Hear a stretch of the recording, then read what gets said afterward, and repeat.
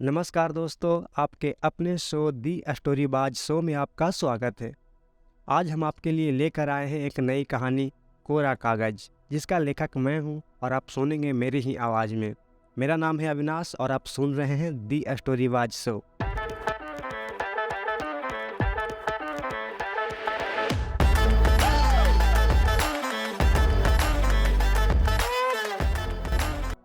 इस 4 वर्षीय engineering course ने हमें बहुत कुछ दिया है।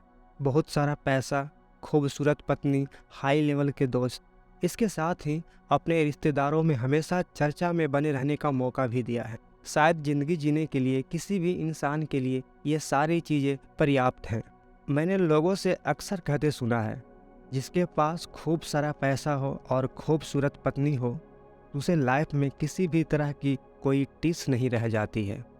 वैसे लोगों का कहना यह भी सत्य ही है।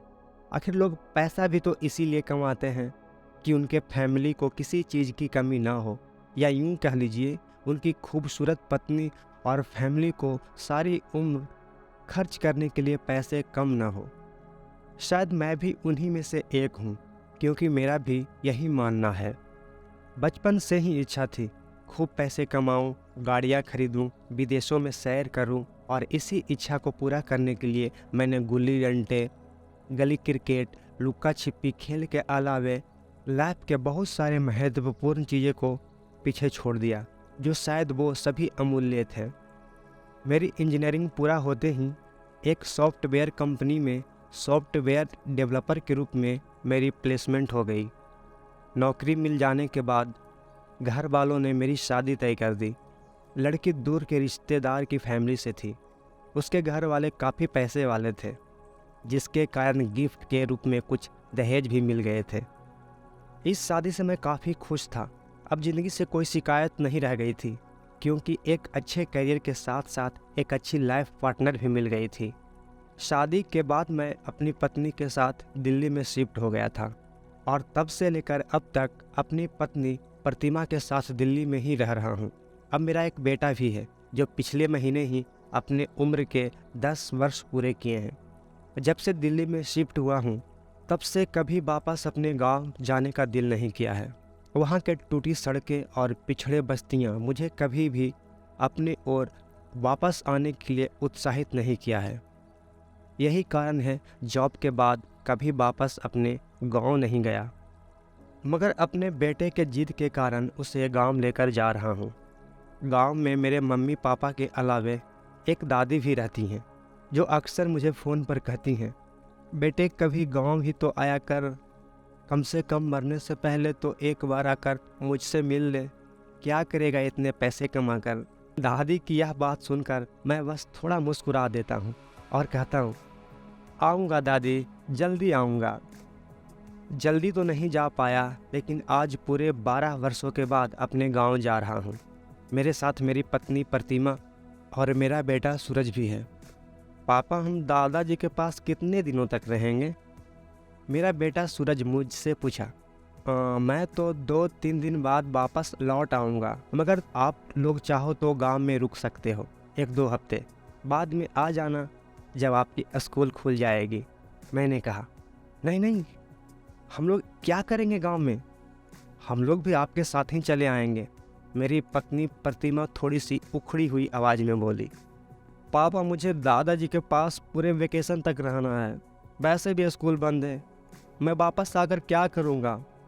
एक तो आप पहले कभी दादाजी के पास लाते हो नहीं, और अब जा रहा हूँ तब वापस आने की जल्दी है, मैं तो गांव में ही रुकूँगा। सूरज ने जिद करता हुआ बोला। नहीं नहीं, हम लोग कुछ दिन के लिए ही जा रहे हैं, वैसे भी गांव में रहोगे तो बिगड़ जाओगे, पढ़ाई लिखाई सही ढंग से नहीं कर पाओगे। मेरी पत्नी खिड़की से बाहर झांकती हुई बोली। मैं प्रतिमा की बात सुनकर मुस्कुरा उठा और सोचने लगा, क्या सच में गांव में रहने से बच्चे बिगड़ जाते हैं? क्या सच में गांव का माहौल बहुत बुरा होता है? क्या हमारे गांव में शहरों से संस्कार कम होते हैं? फिर मुझे एक पल ख्याल आया, अरे मैं भी तो गांव में ही पला बढ़ा हूँ। शहर में पली बढ़ी लड़की प्रतिमा मेरी पत्नी कैसे बन गई? यह सोचकर मैं मन ही मन मुस्कुरा उठा। खैर, मैं प्रतिमा से कुछ नहीं बोला और चुपचाप चलता रहा। कुछ देर बाद हमारी गाड़ी हाईवे से यू टर्न लेकर गांव की कच्ची सड़कें पर चलने लगी थी। फिर अचानक मेरी नज़र एक प्राइमरी स्कूल पर पड़ी। मनोज, गाड़ी यहाँ रोको। मैंने अपना ड्राइवर को गाड़ी रोकने का आदेश दिया। गाड़ी रोकने के साथ ही मैं अपनी टोयोटो गाड़ी से बाहर निकलकर उस प्राइमरी स्कूल के गेट के पास चला गया। यह देखकर मेरी पत्नी प्रतिमा और बेटा सूरज हैरान था। आखिर वे लोग सोच रहे होंगे इन्हें क्या हुआ, इस छोटी सी स्कूल में क्या झांक रहे हैं। पापा, आप वहाँ क्या देख रहे हो? सूरज मुझे आवाज़ दिया। सूरज, यह मेरा स्कूल है, मैं बचपन में इसी स्कूल में पढ़ता था। वाह, पापा की स्कूल। सूरज भी गाड़ी से भागता हुआ बाहर आ गया। पापा, यह सच में बहुत अच्छी स्कूल है, खूबसूरत। वाह। हाँ, मेरे लिए किसी जन्नत से कम नहीं है। आज मैं जो कुछ भी हूँ इसी स्कूल के बदौलत हूँ। अरे आप वहाँ क्या कर रहे हैं? प्रतिमा मुझे आवाज़ देती हुई बोली। मैं प्रतिमा की आवाज़ सुनकर मैं पीछे की तरफ मुड़ा। तभी मेरा पैर अचानक से एक पत्थर से जा टकराया और मैं गिरे गिरे सा हो गया। उस वक्त एक ठंडी सी हवा मेरे कानों से टकरा कर निकली और ऐसा लगा वो मुझे कुछ बताना चाह रहे हो, मुझे कुछ याद दिलाना चाह रहे हो। मैंने अपने पैर की तरफ देखा। एक बड़ा सा पत्थर ज़मीन में धंसा हुआ है, जिसके ऊपर का मात्र 3 से 4 इंच भाग ही दिख रहा है। उसे देखते ही मेरे दिमाग में 18 साल पहले की एक दृश्य चल पड़ा। ये वही पत्थर है जिस पर बैठकर मैं चांदनी के साथ गप्पे हाका करता था और हर दिन किसी न किसी बात पर उसे चिढ़ाया करता था। और कभी कभी तो उससे बात करते करते उसके 2 चोटी बालों को एक साथ बांधकर वहाँ से दौड़कर भाग जाया करता था। आप सोच रहे होंगे ये चांदनी कौन है? मैं आपको बताता हूँ। चांदनी मेरे गांव की दीनदयाल चाचा की एकलौती बेटी थी। हम दोनों एक ही क्लास में पढ़ते थे। वो जितनी खूबसूरत थी उतनी ही समझदार और मेहनती भी। वो क्लास में हमेशा पहले बेंच पर बैठती थी और हमेशा क्लास में मेरे बाद उसकी ही रैंक होती थी। वो दिन मुझे अच्छी तरह से याद है, जब एक दिन स्कूल में छुट्टी के समय मैं और चांदनी इसी चबूतेदार पत्थर पर बैठकर लूडो खेल रहा था। पासे फेंकने के बाद 6 आने की खुशी में मैं उछल पड़ा था, जिसके कारण मैं पत्थर से नीचे गिर पड़ा और मेरे पैरों के घुटने छिल गई थी, जिसके कारण मेरे पैर से खून निकल पड़ा था। घुटने से खून निकलता देख चांदनी अपनी चोटी बांधने वाली रिबन खोलकर मेरे पैर को बांध दी थी। तब जाकर खून बहना बंद हुआ था। और दर्द हो रही है क्या? चांदनी मेरी आंखों में देखते हुए पूछी। वो दिन मुझे अच्छी तरह से याद है, जब एक दिन स्कूल में छुट्टी के समय मैं और चांदनी इसी चबूतरेदार पत्थर पर बैठकर लूडो खेल रहा था। पासे फेंकने के बाद 6 आने की खुशी में मैं उछल पड़ा था, जिसके कारण मैं पत्थर से नीचे गिर पड़ा और मेरे पैरों के घुटने छिल गई थी, जिसके वजह से मेरे पैर से खून निकल पड़ा था। घुटने से खून निकलता देख चांदनी अपनी चोटी बांधने वाली रिबन खोलकर मेरे पैर को बांध दी थी। तब जाकर खून कहीं बहना बंद हुआ था। अब और दर्द तो नहीं हो रही है ना? चांदनी मेरी आंखों में देखते हुए पूछी। अब जिसके पास तुम्हारी जैसी प्यारी दोस्त हो, भला उसे दर्द कैसे हो सकता है? मैंने मुस्कुराते हुए कहा। हट पागल। यह बोलकर चांदनी शर्माती हुई वहाँ से चली गई। वो उस वक्त शर्माती हुई क्यों गई थी, खैर यह तो मुझे पता नहीं, और मुझे यह भी पता नहीं कि मैं उसे उस वाक्य द्वारा क्या समझना चाह रहा था। मगर मैं इतना ज़रूर जान गया था कि चांदनी मुझे पसंद करने लगी है और मैं भी उसे पसंद करने लगा हूँ। स्कूल में हम पूरे समय एक ही साथ बिता देते थे। हम दोनों को बात करने के लिए हर दिन कोई नए टॉपिक ढूंढने की आवश्यकता नहीं होती थी, बल्कि हमारी पुरानी टॉपिक ही कभी ख़त्म नहीं होती थी। हमारी यह दोस्ती उस वक्त खतरे में पड़ने वाली थी जिस वक्त हम दोनों प्राइमरी स्कूल से निकलकर हाई स्कूल में जाने वाले थे। अब मुझे खुद अपनी काबिलियत या यूँ कहें कि चांदनी की मासूमियत पर से भरोसा डगमगाने लगा था। इस छोटे से प्राइमरी स्कूल में चांदनी का हीरो तो मैं था। मगर बड़े से हाई स्कूल में मैं उसका हीरो रह पाऊँगा या वो मुझसे बेहतर लड़के को अपना हीरो मानने लगी। मैं सोचने लगा था, चांदनी जितनी खूबसूरत है उसे देखकर कोई भी लड़का उसके दीवाने हो जाएंगे, और जब हम हाई स्कूल में जाएंगे तो वहाँ उसे ना जाने हमसे कितने बेहतर लड़के उसके आगे पीछे घुमा करेंगे। भला उतने अच्छे अच्छे लड़कों में से मुझे क्यों पसंद करेगी? यह मैं सोचकर परेशान रहने लगा था। फाइनली हम दोनों प्राइमरी स्कूल से निकलकर हाई स्कूल में एडमिशन करवाया, लेकिन यहाँ हमारी सोच की बिल्कुल विपरीत हुआ। प्राइमरी स्कूल में जहाँ रोक टोक ज़्यादा थी, यहाँ आकर हम लोग आज़ाद हो गए थे। ना गांव वाले गुरुजी से मुलाकात होती थी और न ही गांव के चपरासी चाचा से। अब हम वहाँ से ज़्यादा स्वतंत्र महसूस करते थे। इधर चांदनी हाई स्कूल में आते ही ज़्यादा खूबसूरत लगने लगी थी। प्राइमरी स्कूल में चांदनी जहाँ दिन भर स्कर्ट और शर्ट पहनकर स्कूल जाती थी, वहीं अब यहाँ समीज सलवार और दुपट्टे डालकर आती है। अब यहाँ वो छोटे छोटे 2 चोटी बनाकर नहीं बल्कि बालों को खोल कर आती है, और उसने अपने आगे के बालों को काट कर कुछ लटें भी बना रखी है जो बार बार पढ़ते समय उसके गालों पर आकर झूमती रहती है। वो हमें तिरछी नज़र से देखती है और अपने बालों की लट को प्यार से हटाकर फिर अपनी पढ़ाई में मग्न हो जाती है। एक दिन स्कूल में छुट्टी के ठीक आधा घंटा पहले सभी बच्चे ग्राउंड में खेल रहे थे। मैं और चांदनी ग्राउंड में ही बैठकर बातें कर रहे थे। चांदनी मेरे आंखों में झांकती हुई बोली, विक्रम, मैं तुमसे प्यार करने लगी हूँ। I love you. इस तरह से हाई स्कूल में प्रवेश करने के कुछ ही दिनों बाद हमारी प्रेम कहानी शुरू हो गई। हमारी प्रेम कहानी कई वर्षों तक चला और वो दिन भी आ गया जब हम दोनों 10वीं का एग्ज़ाम देकर हाई स्कूल को भी छोड़ने वाले थे। विक्रम, विक्रम, ओ विक्रम, क्या कर रहे हो वहाँ? वहीं रहना है या घर भी चलना है? प्रतिमा चिल्लाती हुई गाड़ी से आवाज़ दी। मैं प्रतिमा की आवाज़ सुनकर फौरन बचपन की यादों से बाहर आ गया और मुड़कर देखा। मेरे बेटे सूरज, प्रतिमा और ड्राइवर सब गाड़ी में बैठे थे और ड्राइवर गाड़ी का हॉर्न बार बार बजाकर मुझे बुलाने की कोशिश कर रहा था। मैंने मन ही मन इस स्कूल को प्रणाम किया और वापस गाड़ी में जाकर बैठ गया। पापा, दादाजी का घर यहाँ से अब और कितना दूर है? मेरे बेटे ने गांव की गलियों में गाड़ी घुसते ही पूछा। बेटा, बस अब पहुँच गए, 2 मिनट और, फिर उसके बाद दादी जी पास होंगे। कुछ देर बाद हम लोग घर के दरवाजे पर खड़े थे। वहाँ मेरे पिताजी एवं माँ पहले से ही इंतज़ार में खड़े थे। हम सभी ने माँ और पिताजी को चरण छूकर प्रणाम किया। ड्राइवर गाड़ी से सामान उतार कर घर के अंदर रख दिया। प्रतिमा और सूरज माँ के साथ घर के अंदर चले गए, मगर मैं कुछ देर तक बाहर ही देखता रहा। फिर मेरी नज़र उस गली पर जाकर टिकी जो यहाँ से होकर सीधे चांदनी के घर तक जाती थी। शाम में अक्सर चांदनी से मिलने मैं इसी गली से जाया करता था।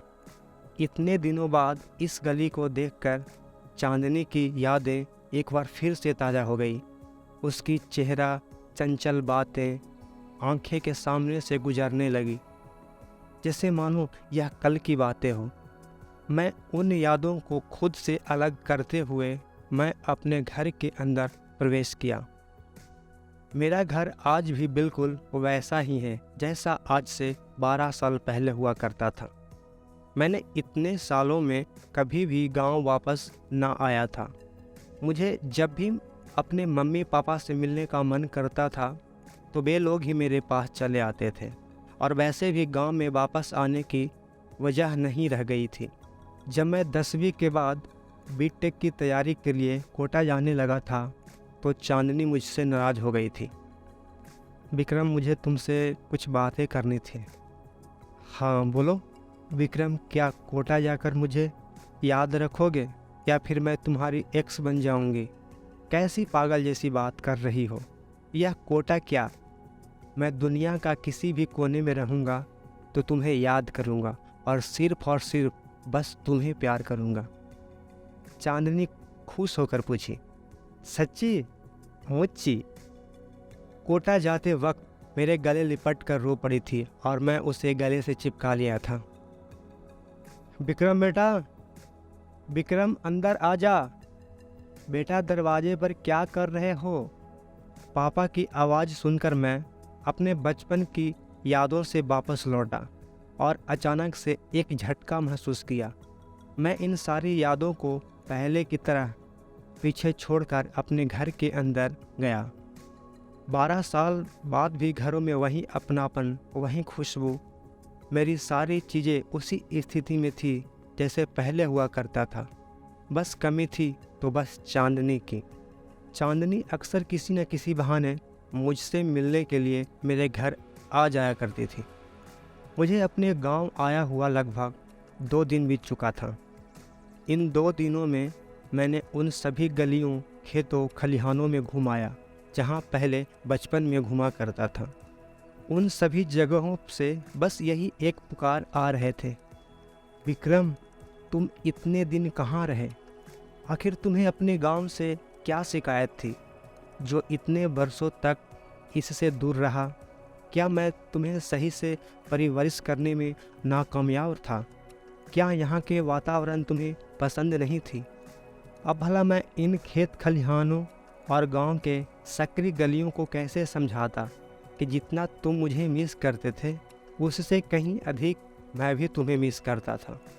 मैं भी चाहता था कि फिर से उन गलियों में लौट जाऊं, फिर से उन खेतों खलिहानों में जाऊं जहां खेल कूद कर इतने बड़े हुए हैं।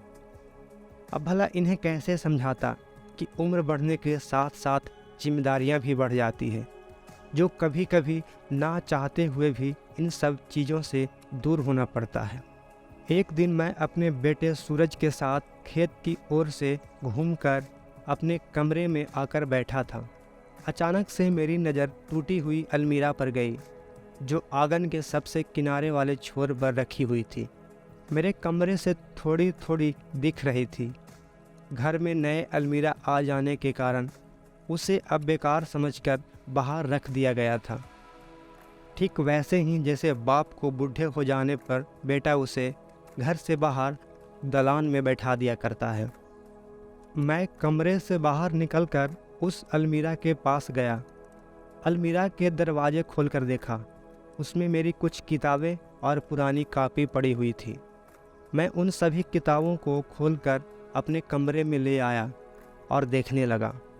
उन कापियों और किताबों को पलटने से वही सुगंध आ रही थी जो कभी मेरे बैग से आया करता था। किताब के पलटते हुए क्लास 10वीं के विज्ञान की किताब से एक पर्ची निकले। मैं उस पर्ची को पलटकर खोला।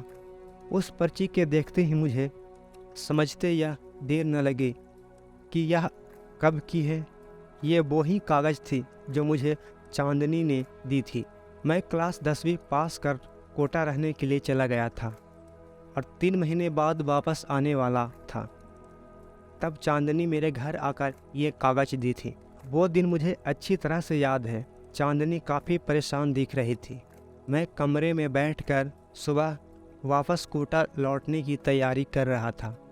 उसी वक्त वो शाम के लगभग 7 बजे मेरे कमरे में प्रवेश की और रोते हुए मेरे गले लिपट गई।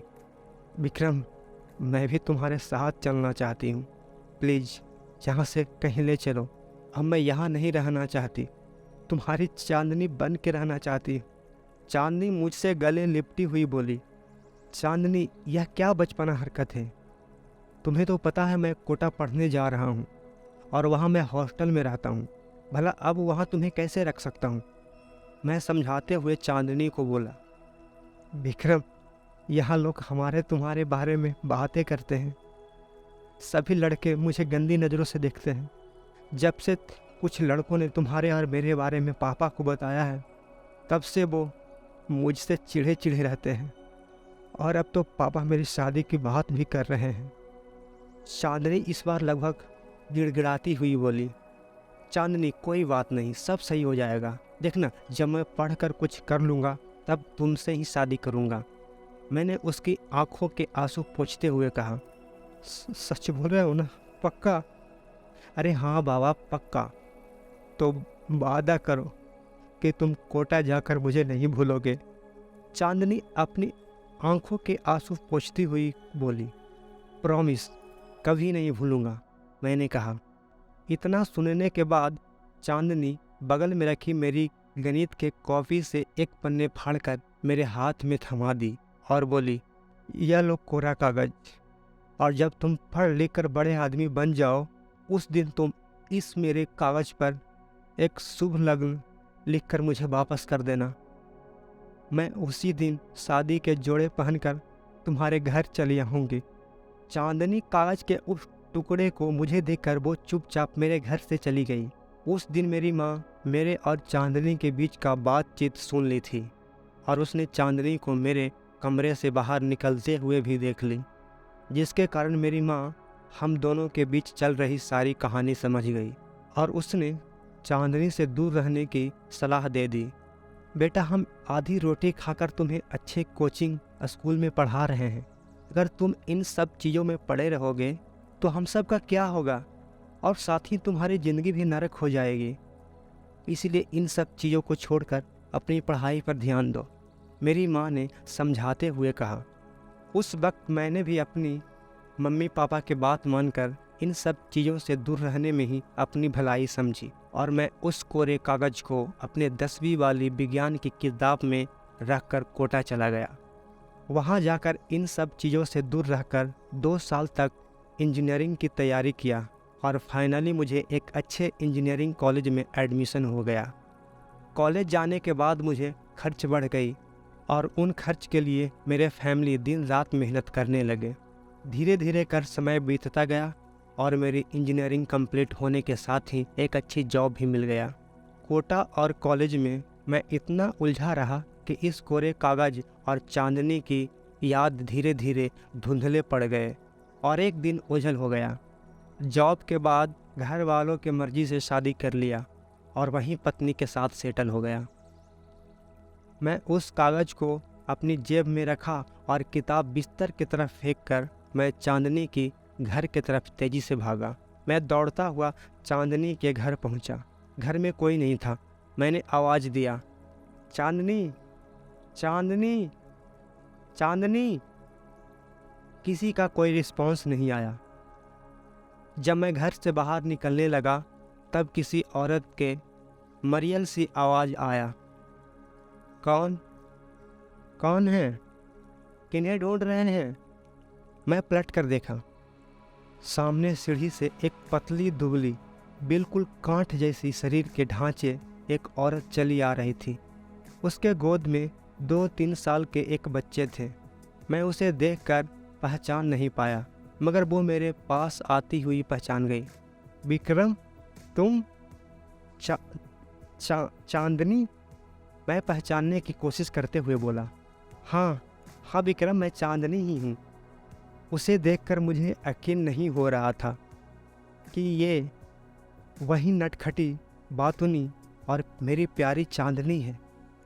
कैसे हो विक्रम? आज इतने वर्षों बाद मेरी याद कैसे आ गई? मैं ठीक हूँ, लेकिन चांदनी तुम अपनी क्या हाल बना रखी हो? तुम्हें क्या हुआ, इस तरह से दिख रही हो? सब अपने अपने नसीब के बात है। शायद मेरे नसीब में ये सभी लिखा था। खैर छोड़ो, इतने साल बाद आए हो तो कुछ खाने पीने की व्यवस्था करती हूँ। मैं उसके आंगन में रखी एक पुराने चरपाई पर बैठ गया और वो मिट्टी के चूल्हे पर एक भगोना चढ़ाया चाय बनाने के लिए।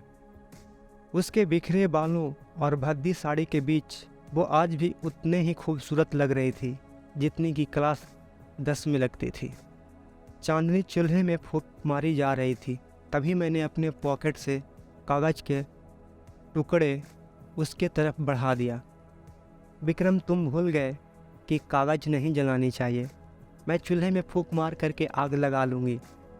कागज़ अपने पास रखो। चांदनी ने मुझे देखती हुई बोली, अरे मैं इसे जलाने के लिए नहीं दे रहा हूँ, पहले तुम इसे खोल कर देखो। चांदनी कुछ क्षण तक मुझे देखती रही। उसके बाद वो कागज के टुकड़े खोलकर देखने लगी। वो उसे पढ़कर भावुक हो गई। मैंने उस कोरे कागज पर आज का दिनांक लिख रखा था और उसके ठीक नीचे मुझसे शादी करोगी लिख रखा था। यह पढ़कर उसके आंखें डबडबा गई। विक्रम, तुम उस घर से इस घर तक आने में काफ़ी वक्त लगा दिया। काश यह प्रस्ताव पहले लाते।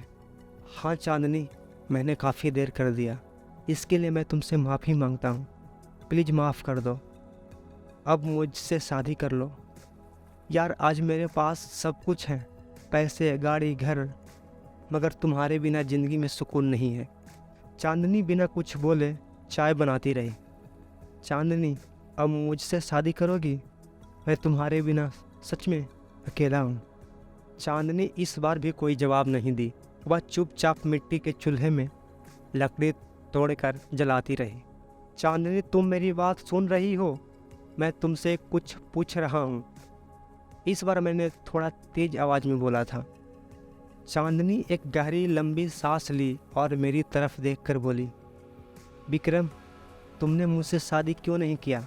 मैं यह नहीं पूछूंगी और नहीं यह कहूँगी कि तुमने मुझसे शादी ना करके कोई गलती की हो, मगर अब तुम मुझसे शादी करते हो तो तुम बहुत बड़ी गलती करोगे, क्योंकि आज तुम सिर्फ समाज, माँ बाप के ही धोखे नहीं दोगे, बल्कि अपने बच्चे और पत्नी को भी धोखा दोगे। विक्रम, जो चीज़ें पीछे छूट गई है उसे पीछे छोड़ देनी चाहिए। वैसे भी इसमें तुम्हारी कोई गलती नहीं है। शायद मेरे प्यार में ही कोई कमी रह गई थी, वरना तुम्हें मैं इस तरह से नहीं खो देती। चांदनी अपनी आंसू को छुपाता हुआ चूल्हे के पास चली गई। तब तक चाय भी बन गई थी। चांदनी प्याले में चाय लाकर मुझे थमा दी और वह फिर से एक बार अपने बच्चे को गोद में लेकर उससे प्यार करने लगी। हम दोनों लगभग 20 मिनट तक एक साथ बैठे रहे, मगर कोई बात न हुई। न उसने बात शुरू की और न ही मैंने। सिर्फ दोनों गुमसुम बैठे रहे। अब भला मैं बात भी क्या शुरू करता, क्या पूछता? उससे पूछने के सारे अधिकार मैंने उसी वक्त खो दिया था जब मैंने उससे शादी ना करने की फैसला लिया था। कुछ देर बाद मैं वहाँ से अपने घर वापस लौट आया, मगर लौटते वक्त मेरे मन में एक बहुत बड़ी अफसोस लेकर लौटा था, कभी न भूलने वाली अफसोस। क्योंकि चांदनी को देखकर मुझे ऐसा लगा कि शायद चांदनी के इस हालात का जिम्मेदार मैं ही हूँ। मैंने गांव के कुछ दोस्तों से मिला तो उन दोस्तों से पता चली कि चांदनी कई वर्षों तक मेरी इंतज़ार करती रही और उसने मेरी इंतज़ार में शादी के कई रिश्तों को ठुकराती रही। वो हमेशा लोगों से कहता रहा, देखना जब विक्रम पढ़ाई पूरी कर लेगा तो वो मुझसे ही शादी करेगा। वो अपने घर में भी सभी से यही बात बोल रखी थी, आप लोग कुछ भी करो, मैं किसी दूसरे लड़के से शादी नहीं करूँगी और शादी जब भी करूँगी विक्रम से ही करूँगी। समय बीतता गया और एक दिन उसके पिताजी का देहांत हो गया। तब से वो बिल्कुल अकेली हो गई।